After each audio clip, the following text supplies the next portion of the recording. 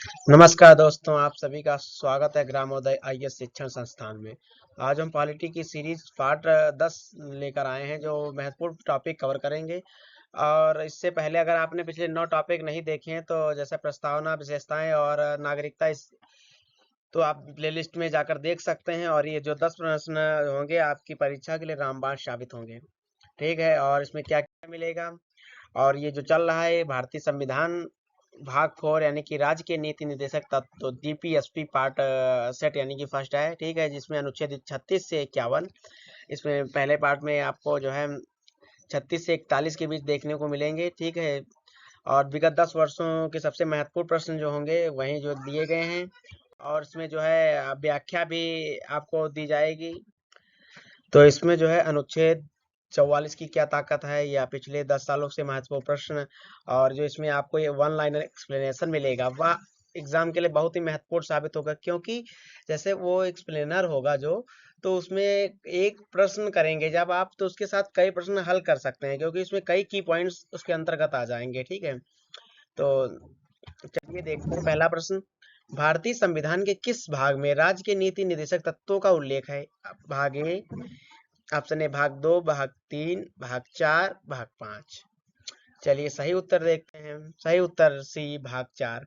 जैसे भाग 3 में नागरिकों के अधिकार की बात की गई, वैसे ही भाग 4 में सरकारों के कर्तव्य बनाए गए हैं।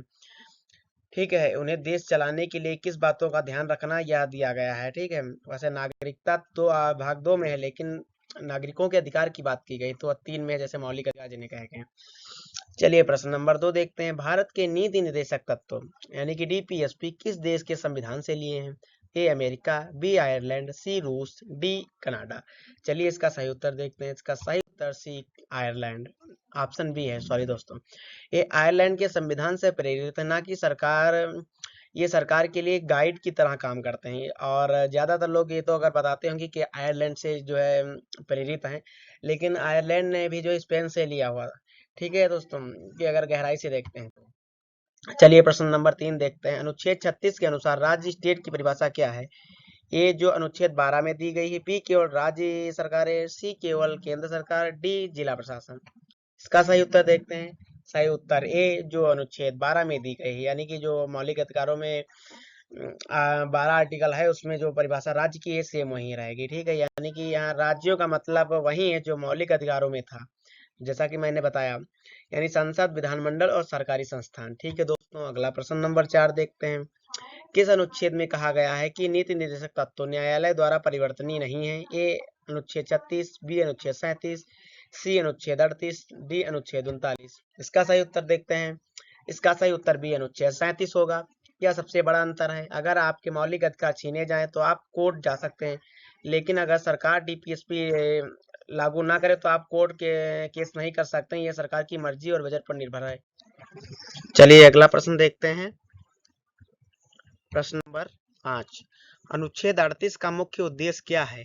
ए लोक कल्याण की अभिवृद्धि, बी पंचायतों का गठन, सी निशुल्क कानूनी सहायता, डी गौवध पर रोक। चलिए इसका सही उत्तर देखते हैं। इसका सही उत्तर ए, लोक कल्याण की अभिवृद्धि। यह अनुच्छेद कहता है कि सरकार ऐसी व्यवस्था बनाएगी जिससे सामाजिक, आर्थिक और राजनीतिक न्याय सबको मिले, कोई अछूता ना रह जाए। चलिए प्रश्न 6 देखते हैं। किस अनुच्छेद के तहत समान कार्य के लिए समान वेतन यानी कि equal pay for equal work का प्रावधान है? ए अनुच्छेद 39, डी, बी अनुच्छेद 40, सी अनुच्छेद 41, डी अनुच्छेद 42। चलिए इसका सही उत्तर देखते हैं। इसका सही उत्तर है अनुच्छेद 39 डी। चाहे पुरुष हो या महिला, अगर काम एक जैसा है और दो तनख्वाह भी एक जैसी होनी चाहिए, बराबर होनी चाहिए। अगर ऐसा नहीं होता तो भेदभाव वहां प्रवेश कर जाता है। ठीक है, जिससे मनोबल भी कमजोर होता है वर्ग। चलिए 7 नंबर देखते हैं। ग्राम पंचायतों का संगठन किस अनुच्छेद के अंतर्गत आता है? ए अनुच्छेद 38, बी अनुच्छेद 39, सी अनुच्छेद 40, डी अनुच्छेद 41। चलिए इसका सही उत्तर देखते हैं। इसका सही उत्तर सी अनुच्छेद 40। गांधी जी का सपना था कि गांव में पंचायतें हों। अनुच्छेद 40 इसी गांधीवादी विचार को बढ़ावा देता है। जैसे गांधीवादी क्या कहते हैं, गांधीयन आर्टिकल जैसे आते हैं तो उसमें 40, 41, 42 रहता है, जो जैसे जिनकी शुरुआत ग्राम यानी कि गांव से मानी जाती है, उन्हें गांधीयन कहते हैं। और जो समाज से रिलेटेड होते हैं वो सामाजिक, ठीक है, जैसे 36 है, ठीक है, 37 है, ये जो है 38 है, ये आते हैं। चलिए अगला प्रश्न देखते हैं। 8 नंबर, गरीबों को निःशुल्क विधिक सहायता फ्री लीगल एड देने का प्रावधान किस अनुच्छेद में है? ए अनुच्छेद 39 है, बी अनुच्छेद 40, सी अनुच्छेद 41, डी अनुच्छेद 42। चलिए इसका सही उत्तर देखते हैं। सही उत्तर ए अनुच्छेद 39 है।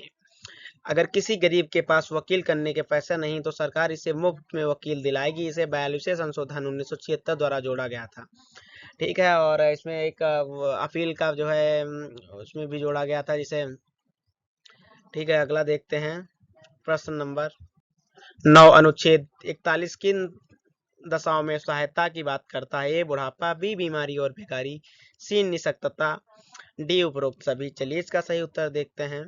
इसका सही उत्तर डी उपरोक्त सभी। सरकार कोशिश करेगी कि जो लोग बूढ़े, बीमार या बेरोजगार हैं उन्हें काम और मदद मिल सके, ठीक है दोस्तों। इसके लिए सरकार जो है सहायता करती है। चलिए प्रश्न नंबर 10 देखते हैं। काम की न्यायसंगत और मनोचित दशाओं का प्रावधान किस अनुच्छेद से में है? ए अनुच्छेद 41, बी अनुच्छेद 42, सी अनुच्छेद 43, डी अनुच्छेद 44। चलिए इसका सही उत्तर देखते हैं। सही उत्तर बी अनुच्छेद 42। यह कहता है कि जहां लोग काम कर रहे हैं वहां का माहौल अच्छा होना चाहिए और महिलाओं को प्रसूति सहायता, मैटरनिटी रिलीफ भी मिलनी चाहिए, ठीक है। क्योंकि इससे जो है महिलाएं सुरक्षित रहेंगी और काम करने में जो है अग्रसर रहेंगी। उन्हें मन में किसी प्रकार का भय नहीं होगा कि हम वहाँ ये जो है असुविधा है, हर चीज़ है। तो इसलिए सरकार बढ़ावा भी देती है, ठीक है दोस्तों। मिलते हैं नेक्स्ट एपिसोड में। अगर आपको क्लास अच्छी लग रही हो तो शेयर करें, सब्सक्राइब करें और ज़्यादा से ज़्यादा लोगों तक शेयर करें, ठीक है। कमेंट में बताएं आपके प्रश्न कितने सही हो रहे हैं। चलिए मिलते हैं नेक्स्ट एपिसोड में। जय